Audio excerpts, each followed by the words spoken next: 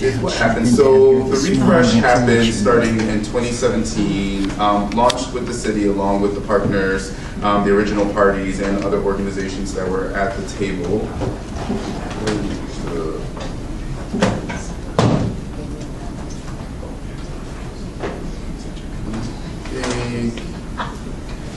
Here we are. So, and then the key to the collaborative refresh is, as Iris mentioned, when the monitoring ended and the parties agreed that the work of improving police-community relationships would still be ongoing, there's kind of three core activities that everyone agreed we should still be doing. One is assessing bias-free policing, one is evaluating police-community relationships, and the third one is promoting CPOP as a means of reducing crime and disorder in neighborhoods around that, which in simplified language is really about co-producing public safety at the neighborhood level around it, that people are guardians of their neighborhoods, people can help do things, because the key to CPOP is enforcement alone can't fix our problems. A lot of the issues that are causations of chronic hotspots in our neighborhoods require people who can change the physical environment, can need people who can change the economic environment. All these issues go beyond policing and require those partnerships. So with the collaborative refresh, the idea is that, as Iris mentioned, there were some acknowledgments that things have fell off the way. We've had various city administrations. Every 4 years or 8 years, you have a new mayor, a new city manager, a new police chief. So every municipality deals with how do you institutionalize these things when the people instituting them are constantly changing. That's a challenge, and how do you sustain that? The other issues is looking at the outcomes and the structures. Are they working as envisioned? So that's what the refresh process was a look at how are we doing not only at the outcomes, but at the infrastructure that resulted from the collaborative agreement. There's kind of three key themes I like to talk about. One is around data. The great thing is the city has made really great improvements at collecting data and even reporting data. What the evaluators challenged us on is our analysis and evaluation. And the truth of it is most of the evaluation, at least during the actual time of the agreement, was done by RAND. We were paying them about $1 million to do that, and that's what RAND's business is. Recently, in the past few years, the city has opened up the Office of Performance and Data Analytics. There's other entities, but the question is, where does this evaluation and analysis capacity lie? And the reality is that the city currently does not have that capacity. So, and we can't afford to pay RAND $1 million to do it all. So the question is, how do we build some types of capacities, whether it's in the city or in the community, to do this evaluation work that's so critical? And one of the things about the collaborative agreement, I'll say it's different from any other consent decrees or any of the other projects, and I used to be a consultant for DOJ, still a consultant for DOJ, and I worked with many departments, is that evaluation protocol is key. Because the consent decree will say you have to change these policies, and then you check the box, and then you say you've done that. What's different about the collaborative agreement is that it created this framework for having to evaluate it and go back to the table and say, is it working, is it not working, why not, what needs to change around that. So that's one of the things we're working on with the MAG, which is the advisory group for the city manager, which is also a mechanism for mutual accountability. It's a space to say, this isn't working, why not? Or we're looking at the data this way and you guys are not looking at it this way. Let's reconcile what's the difference between the two. So data is a big thing we'll be working on with the refresh. The second area is around CPOP, and there's a lot of questions that was raised about the culture of the police department. One, does the police department value problem solving as an effective crime reduction tools? What we've seen is over police chiefs, we've had really high years of problem solving projects, and then other chiefs come in, we have very low years. We have very high years again around that. There hasn't been a consistency with it, and I think within that, it was valued differently by each of the chiefs. So as anyone who works for an organization, you know when you get a new boss, sometimes the way you've done things before is not the way that things are done now, and then if you get another person, it goes back to the old way, and everyone's left kind of like, what's going on around that? So there's a culture piece around how that's institutionalized that needs to be discussed, and I think the other part is, do we value community participation as a key indicator of success? CPOP is not just a policing thing. CPOP is actually an ecosystem that has to work. If we only look at what the police are doing, that's one way of doing it, but then it's not collaborative. The police can do problem-oriented policing on their own, but it also needs other partners to partner with. So then the question is, how are we doing on the partnership piece with other entities? Is that working? Are we doing enough to encourage and promote that? That's something that we've been that we've been constantly critiqued on. So one of the things we want to look at now is, do we even have the right model for CPOP? Sometimes if you try to put a square peg in a round hole, it won't fit around that. And after multiple evaluations, it's time we step back and look at the actual structure and also look at 17 years of best practices around it. Are there things that have happened since the agreement was originally signed that we should keep in mind around that?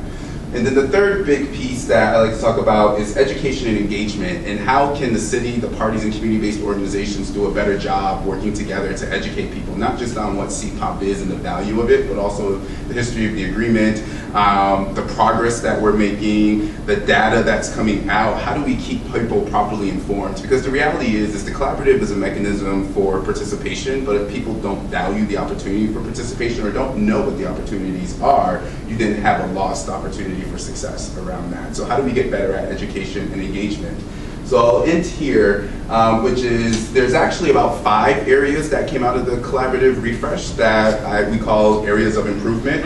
The first 3 I've already mentioned: data collection, analysis, and evaluation, education, training, and engagement, and the implementation of collaborative problem solving. And then there's 2 other areas that we have to get better at. One is our risk management systems. So Iris mentioned our ETS system. We do have one and it's operational, but the technology is antiquated. We can't make changes to it. So we're still tracking different variables of what's happening with police officers, but one of the best practices that's come out is we were just tracking officers, but what we know is you can also see patterns with supervisors. If you have the same behavior happening under supervisors, it's not just the officer, it may be the direction or guidance that they're given. But to expand ETS to track that now, we can't, because the people who created it no longer support the software. So we're looking at technology changes and upgrades to our risk management systems, and also what it is we're tracking to do better around trying to be preventative rather than always looking at responding to what's happening. And then the last piece is CPD policies and procedures. So there was a lot of great policies and procedures that came out of the collaborative agreement. They've led to declines in use of force and crime, but the question is, are they working in the way that they're envisioned around that, or do they need to be tweaked? You know, just like your car and just like things around your house, it's good to retweak things and make sure that they're running the way that they're supposed to, but also realigning them with best practices. What else is out there? What else can we learn from other communities that are doing it? Because unfortunately, even in the past 5 years, there's been multiple cities with flashpoints that have had to deal with this, and not everyone's handled it the same way. And it's not to say one handled it better than the other, but the question is, what is the learning that we can take from those communities and bring back here? So the areas that I have shaded in blue are the potential areas that the city is working with the partners on and prioritizing for 2019. There's a lot of work to be done. We've done some good things up until this point, but there's still things that need to be improved. So the goal is, how do we break this down into manageable chunks to once again align with city priorities, the priorities of the community in terms of what's really important to them. And then the magical question is the funding to implement a lot of this. And as folks may have heard, there's a question. The city is facing a $19.5 million deficit in the next fiscal year. What does that mean? So it's even more important that we have friends of the collaborative and other partners to talk about it, because the sustainability of this long term cannot just be the city alone, and it requires other people care about this. What does it mean for the business sector? What does it mean for residents? What does it mean for someone that lives in Hyde Park versus Bond Hill? It's not just an Avondale thing or an OTR thing. It's not a black or white thing. It's really about who we are as a city and what we value around that, especially as we try to grow and compete with other cities in the Midwest for talent, to retain people to be here. A lot of cities like ours are having a mass exodus of people going away. This stuff matters because it really says who we are and how people want to live in the city. So the areas that are not shaded in blue is not that we're not working on those, it's that once again towards the end of this year we'll start another planning process for 2020 with the members of the MAG and the parties and saying, okay, here's what we did this year, what do we want to focus on next year, what do we have the resources to focus on, what resources do we need to ask for. And I think that's one of the lessons we'll have, is that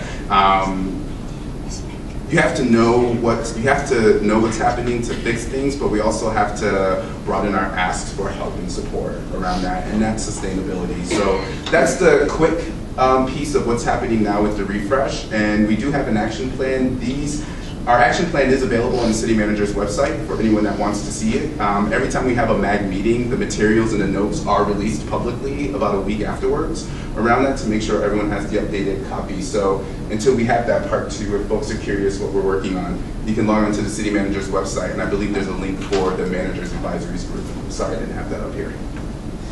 And just so you know, the Managers Advisory Group was an entity that we signed into law that we would formulate once the federal monitor's term ended.